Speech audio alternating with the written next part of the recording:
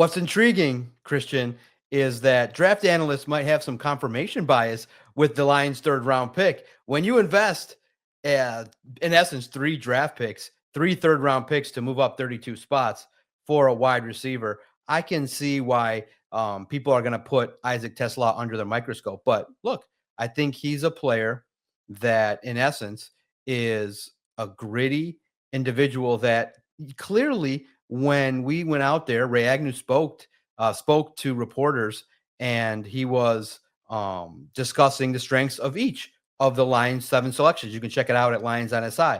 But clearly, a player that is going to get a lot of attention is an offensive skill position from Arkansas. You don't see a lot of general managers make the leap to give up that much capital for a player of his skill set. But early on, he was targeted, and he showcased what he's about. He showcased that he's somebody that is a big body target. He is somebody that can have a big catch radius. He's somebody that I think that, knowing that a team gave up that much, kind of has a chip on his shoulder, that I want to prove that my hometown team that invested in me wants to prove that he can be a player that can be productive.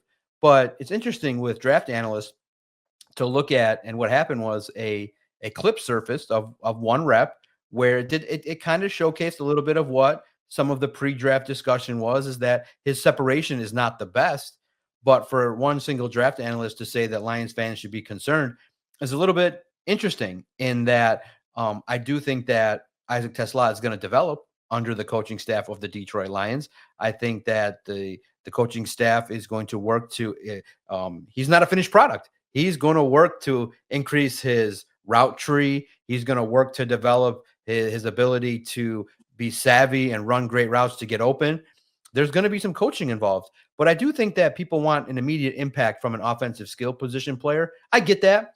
But I do want to preface it that I think that he's going to start the year as wide receiver 4. And no matter what he does, unless he gets lucky, I think he's going to finish the year as wide receiver 4. I think that you have talent in Tim Patrick, Jameson Williams, Amon-Ra St. Brown. So I don't think that there's a immediate need for him to come in and light the world on fire. So he's not a first or second round pick. He's a third round pick. Yeah, the investment was big, but I found it interesting that a draft analyst wanted to confirm off of one rep some of the stuff that, yes, everyone's talking about. Ray Agnew indicated that, yeah, he's not a finished product. He's got to work on his route running.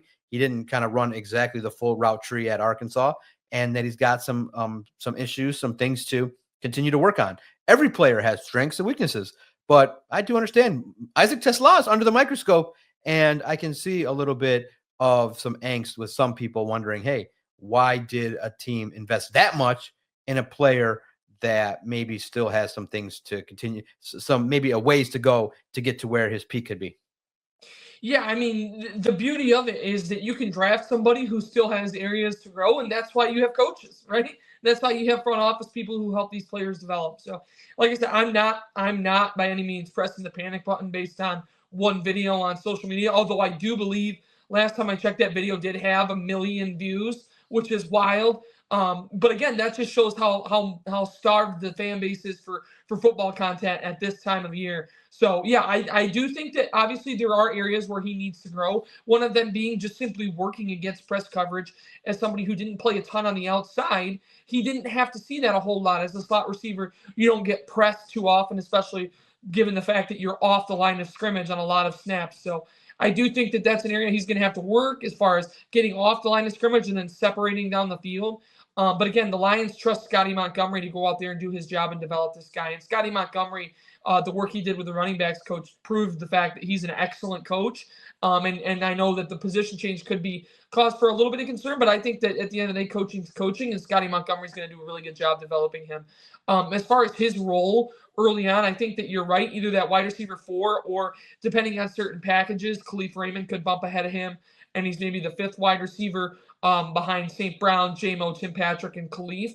But I do think by the end of the year, there's an opportunity for him to slide in and get a lot more snaps as kind of that wide receiver 3 if he goes out there and owns his opportunities that he gets early on. And if he can be consistent and reliable, he'll climb up that depth chart. He could be the wide receiver 3 by the end of the year.